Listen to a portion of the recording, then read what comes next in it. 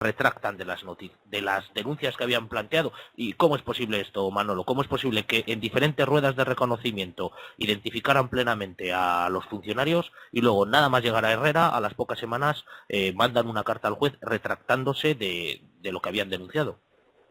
Eso fue a consecuencia del terror, porque la prisión de Herrera, o sea, en los primeros meses, eso era el imperio del terror, pero vamos, que yo creo que ni los nazis de Hitler eran capaces de hacer lo que hacían esta gente allí, ¿sabes? Les tenían aterrorizados a todos hasta el punto de que no tenían ni defensa jurídica legal, porque los abogados iban a visitarles y les decían que ellos no estaban allí, o sea, encima ocultaban de que estaban allí detenidos, vamos. Y ahí pasó que los abogados ya, claro, cuando empezaron a sospechar, dijeron, joder, pues si no está en la prisión que estaba y tampoco está aquí, ¿dónde cojones está este? Entonces, pero bueno, mientras iba en la dirección general que estaba en Madrid, pues la prisión de Herrera estaba en Ciudad Real, pues pasaron 3 o 4 días, una semana, ¿sabes? Que esa semana, pues nada. Luego pasó más tiempo, estuvieron como 15 días, un mes, hasta que empezaron ya a ver la realidad de lo que estaba pasando en Herrera, ¿sabes? Y hasta el extremo de que cuando llegó el juez, por las denuncias de los abogados, llegó el juez de Manzanares, a tomar declaración a algunos presos, que les habían dicho sus abogados, que eran defendidos ellos, y los presos no miraban al juez. O sea, los presos tenían la cabeza, que era la actitud que les ordenaban a los funcionarios de hacer. Tenían la cabeza con los ojos mirando hacia arriba, hacia el techo siempre, nunca de frente, siempre mirando hacia el techo. Las manos extendidas con los brazos, o sea, con los dedos todos abiertos, para que se viera evidente que no tenían nada, ningún objeto, que decir que objeto podías tener allí, no tengo que ser encerrado en una celda, ¿no? Y las piernas abiertas también, y en esa actitud, ¿no? Y a todos sí señor, y a todos sí señor. A cualquier cosa que dijeran sí señor. Entonces, cuando llegó el juez, se encontró que, joder, que casi todos los presos con los que iba a entrevistarse, todos tenían esa actitud. Y le decían, no, pero relájese, tranquilo, baje los brazos, míreme y tal.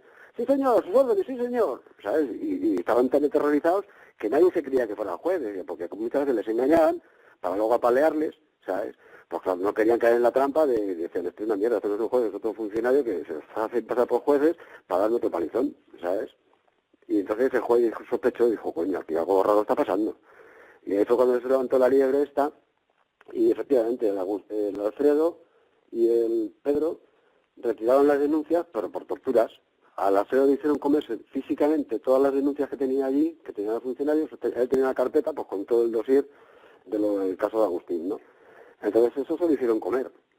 Le iba partiendo en cachitos y le dieron un botijo para que le pasara mejor con el agua y se tuvo que comer todas las denuncias. Y luego tuvieron que, claro, y luego retiraron las denuncias ante el juez Lerga. Lo que pasa que es que luego el juez Lerga tampoco se lo tragó, o sea, les parecía muy sospechoso eso, ¿no? Desde que habían dado, las denuncias estaban muy bien articuladas, se habían hecho careos, varios careos, los tíos fueron disfrazados a los careos con peluca, bigote postizo, gafas de sol, o sea, cosa que en cualquier careo no les es permitido, a ellos les ha consentido todo eso para que se disfrazaran, a ver si no eran reconocidos. Y a pesar de todos sus disfraces, todos los 7 los reconocieron en todas las ruedas de careo, ¿sabes? Entonces, claro, al juez le pareció rarísimo eso, ¿no? Dice, ¿cómo es que ahora estos dicen que no? Y entonces los llamó a Madrid para hablar con ellos, y claro, estos le dijeron que Pedro, por ejemplo, le decía, dice, bueno, usted sí, usted quiere que yo, dice, le dijo, yo he hecho no sé cuántas denuncias, y si en todas, siempre les he acusado a ellos. Y si ahora, pues me ha tocado retirar la denuncia. Y dice, pues saca usted conclusiones, a ver por qué lo he hecho. Le decía, ¿no? Y dice, no, pero quiero que me lo digas tú, le decía el juez a él. Quiero que me digas la razón por la que lo has quitado. Y dice, pues aquí conclusiones, y al final ya le reconoció, ¿no? Y dice, claro, es que usted no vuelve a Herrera ahora, usted se recoge aquí y se va a su casa. Dice, pero yo me toca volver a Herrera y ahí me matan otra vez de nuevo. Y dice, entonces, dice, ahora si usted me garantiza de que yo no vuelvo a Herrera, pues entonces vuelva a imponer la denuncia. Y así fue. Él le dio garantías de que no iban a volver a Herrera ninguno de los dos, y tanto el Alfredo como el Pedro, pues ratificaron otra vez de nuevo plenamente en las denuncias. Circunstancias que se suman a todo lo turbio y triste de la muerte de Agustín Rueda, que originó también un aluvión de respuestas por parte de sus compañeros más cercanos, por parte de otra serie de entidades. A mí me gustaría, Manolo, que nos hablaras un poco de cuál fue la respuesta que se dio en la calle a la muerte de Agustín.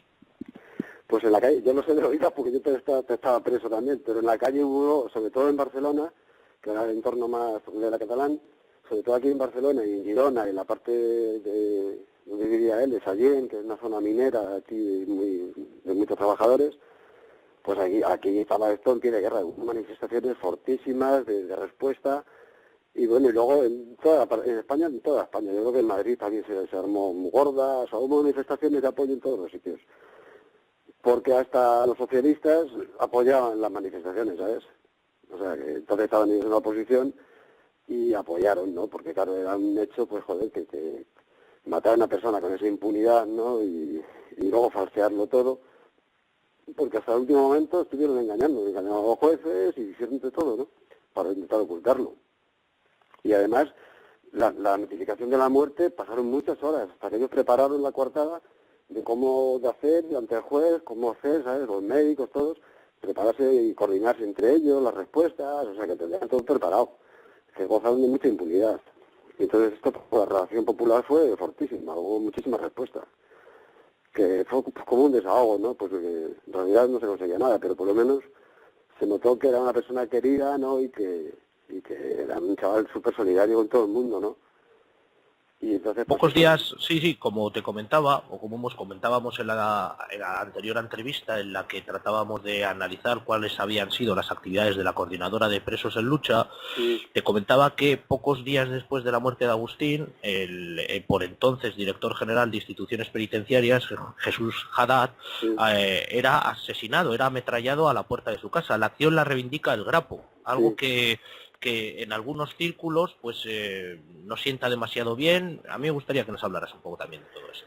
Cuando mataron al director general, a raíz de la muerte de Agustín, sí, pasaron unos días solo, fue una respuesta muy inmediata.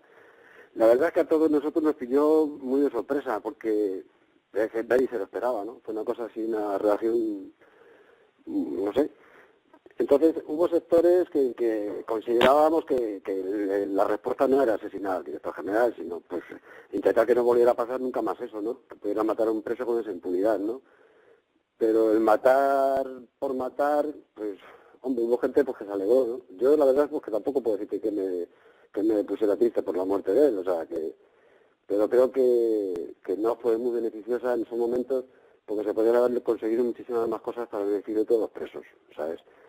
A raíz de la muerte de Agustín, ¿no? O sea, haber aprovechado la coyuntura, ya que la habían asesinado, aprovechar por lo menos que el nuevo director, y le parecía que el entorno del nuevo director, pues estaban más afines a la negociación, a escuchar un poco más, a intentar suavizar un poco la represión entre las cárceles, que bueno, no sé qué decirte tampoco, porque luego después con el tiempo también se demostró que eso era una pantalla, ¿sabes?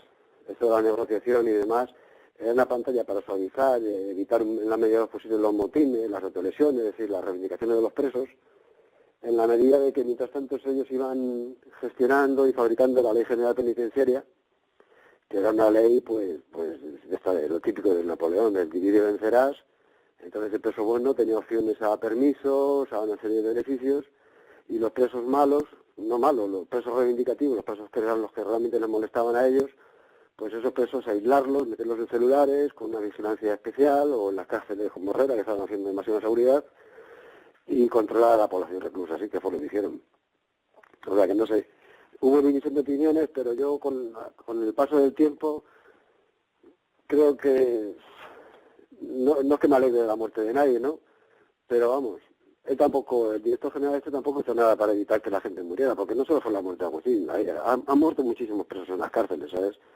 Entonces, por algún director de general que muera, pues mira, aún sacamos mucha ventaja nosotros. En estos días se ha cumplido, como comentabas, el 35 aniversario de la muerte de Agustín, y en Barcelona estáis preparando, o se han preparado una serie de Sí. actividades que sería interesante que nos comentases. Pues sí, mira, hoy precisamente comienzan esta tarde con la recepción allí, hacen un homenaje a Agustín, hay una pequeña exposición que hacen también, y luego mañana pues también hay, bueno, dura hasta el domingo, hay una mesa redonda con Daniel, que representación de COPE, luego hay un Andrés Grimá, que es representación de los presos políticos en el franquismo, luego está Miguel García, que es un miembro del Ateneo Libertario de Sanz, y Pepe Rivas, que es el que era director de Ajo Blanco, una revista así que hubo en la época, que también se hicieron eco de la muerte de Agustín. Y luego, pues se pasa en una película, van a presentar una campaña también, porque donde estaba Agustín hay dos compañeros también del Maquis, el Quique y el Ceres, que eran compañeros del Facería, de uno de los últimos asesinados, de los maquis asesinados en Barcelona. Luego pasa una película también de Ni viejos ni traidores, que es un documental sobre los grupos autónomos de principalmente acción directa, el MIL y demás. Porque el Agustín, a pesar de que yo creo que sí que era militante de CNT, o sea que tenía carnet como militante de CNT, pero aunque lo tuviera o no, vamos, él era así, como mínimo era simpatizante de CNT, ¿no? Pero luego también era un grupo autónomo en realidad. O sea, la gente que estaba en Agustín, tanto él como su grupo, pues era lo que eran los grupos autónomos libertarios de la época. Y luego pues cayeron también por un confidente, que no se sabe todavía con mucha certitud si eso ya fue provocado por la propia policía, tipo caso Scala, ¿sabes?, para arrestar militantes del movimiento libertario. El confidente en concreto, y perdona que te interrumpa, Manolo, en confidente en concreto un tal Antonio Soler, que tiene en su haber una curiosa biografía, porque antes ya de pasar a Francia, pues había realizado diversas acciones. Allí incluso parece que se le relaciona con diferentes artefactos explosivos que estallan en locales relacionados con diferentes sectores antifranquistas, y algunos autores lo citan como confidente de la policía, no solamente española, sino incluso francesa. Sí, pues no es de extrañar que fuera un montaje policial para que cayeran ellos y luego hacer el boom mediático ese que solían hacer, ¿sabes? Para que restan militancia, sobre todo CNT era un movimiento libertario. Pues es muy probable, además, porque era la época más esa ya de la guerra sucia, de los parapoliciales estos. Por esos años más o menos comenzó la historia legal también, ¿no? Más o menos, un poquitín después. Además, comentar también que desde hace un tiempo, junto con otros antiguos militantes de la COPEL, como Daniel Pons, que tú mismo has citado, y Agustín, otro Agustín en concreto, pues estáis realizando una campaña para sacar a la luz toda la, de alguna manera, marginación que se os ha causado a vosotros al haberos sido aplicada la ley de vagos y maleantes. A mí me gustaría que nos explicaseis por qué vuestros expedientes no han sido, digamos, tenidos en cuenta a la hora de haber realizado esta especie de lavado de cara que se ha realizado por parte de los antiguos ejecutivos del actual Estado español. Sí, la reivindicación esta nuestra surge a raíz precisamente de, estando los socialistas en el gobierno, se formó una asociación de expresos sociales, más o menos al amparo de esto, ¿no? Y estos iban a poder acceder a una indemnización por haber cumplido la ley de vagos o la ley de peligrosidad social, que fue la heredera de esta de vagos, y ahí les indemnizaban por el tiempo pasado por estas dos leyes, ¿no? Entonces esto era claro que era para conseguir votos del movimiento gay, que era un movimiento de muchísimos miles de personas, ¿no? Y eso era muy goloso, ¿no? Pero claro, ahí se nos margina totalmente. Ahí, igual que se nos marginó, o sea, se nos discriminó cuando las dos amnistías, que no contaron para nada con el resto de presos sociales, que éramos nosotros, en esta ocasión también se hace una asociación de presos sociales sin contar con el resto, con presos sociales que éramos nosotros. Lo único que no teníamos es que no éramos gays. Pero vamos, todo lo demás éramos lo mismo. Habíamos sufrido las condenas por estas dos leyes tan injustas para ellos como para nosotros, ¿no? Pero claro, como nosotros somos poquitos los que quedamos vivos y no votamos, pues claro, no somos golosos, no pueden disfrutar de nuestro voto, pues ellos a cambio no nos dan nada, ¿no? Y entonces ahí surgió la reivindicación, ahí empezamos la campaña esta para que nos sea reconocido, no a nosotros, a toda la gente que hubiera cumplido una ley de estas, o la de vagos o la de peligrosidad, pues que el tiempo que como se cumplía en establecimientos penitenciarios de trabajo, además, en los cuales estabas obligado a trabajar y en condiciones de esclavitud del siglo XIX, pues porque son unos sueldos de miseria, pues sueldos de miseria a lo mejor 100 o 200 pesetas al mes, o sea que una cosa, cosiendo balones, o sea, trabajos penosos encima y sin derecho alguno, no estábamos ni asegurados a la seguridad social, ni cotizábamos, ni nada, pero se denominaban establecimientos penitenciarios de trabajo, la rehabilitación a través del trabajo. Y eso es lo que estamos reivindicando, que ya que hemos estado trabajando encima por cojones y sin cobrar y en condiciones de esclavitud, por lo menos que nos reconozcan como que estos años hemos cumplido esas dos leyes, que nos sirva como cotizado a la seguridad social, de cara a que el día que nos jubilemos, por lo menos tengamos una...